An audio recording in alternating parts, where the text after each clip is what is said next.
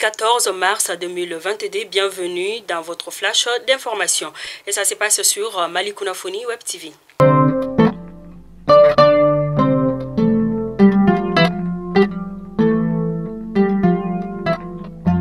Le Mali, retour sur scène des docteurs Keiba, ancien otage des terroristes dans le nord, détenu durant 3 mois. En effet, il a été libéré en novembre.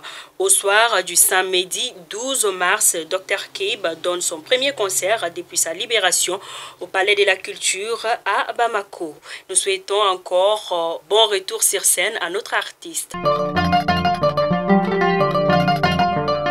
Lutte contre le chômage et l'immigration irrégulière à la Cité des Enfants, Cisania Makoro a servi de cadre le dimanche 13 mars au lancement officiel des activités de la plateforme Jeunes contre le chômage et l'immigration irrégulière. Cette association qui vient d'être lancée a pour objectif de sensibiliser et d'informer les jeunes et les femmes sur les dangers liés à ces phénomènes dont ils sont le plus exposés. Daouda Coulibaly est le nouveau président de la coordination régionale de l'association des journalistes sportifs du Mali à Ségou. Il a été élu hier. M. Coulibaly dirige un bureau de 15 membres pour un mandat de 4 ans. Il a promis de s'investir pour la formation des reporters sportifs et de créer un climat de cohésion sociale au sein de la JSM. Ainsi, nous disons félicitations à M. Coulibaly. Justice, cascade de nomination à la Cour suprême. En effet, le Conseil des ministres du mercredi 10 mars dernier a procédé à une série de nominations à la Cour suprême du Mali. Certains magistrats chevronnés se sont vus promus à la plus grande instance juridique de notre pays. Ainsi, nous leur souhaitons bon vent au sein de leur nouveau service. Sécheresse frappée par l'insécurité croissante, les sécheresses et la Covid-19. Le Mali vient de recevoir son tout premier versement de l'African Risk Capacity, une agence de l'Union africaine visant à améliorer les capacités des gouvernements à mieux planifier et répondre aux phénomènes météorologiques extrêmes et aux catastrophes naturelles.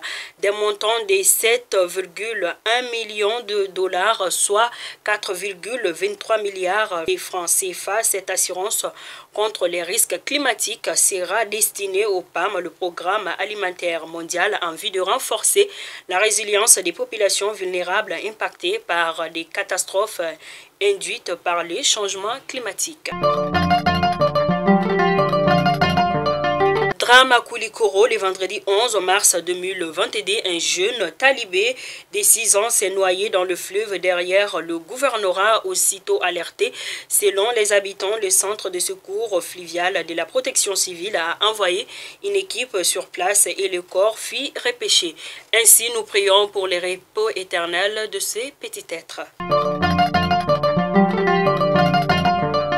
Enlevé il y a de cela quelques mois, notre confrère Olivier Dubois, journaliste français. En effet, une vidéo où figure Olivier non daté circule sur les réseaux sociaux depuis dimanche. Des sources maliennes affirment qu'elle paraît authentique. Dans la vidéo d'environ 10 minutes, le journaliste français enlevé le 8 avril 2021 à Gao s'adresse à ses proches et au gouvernement français.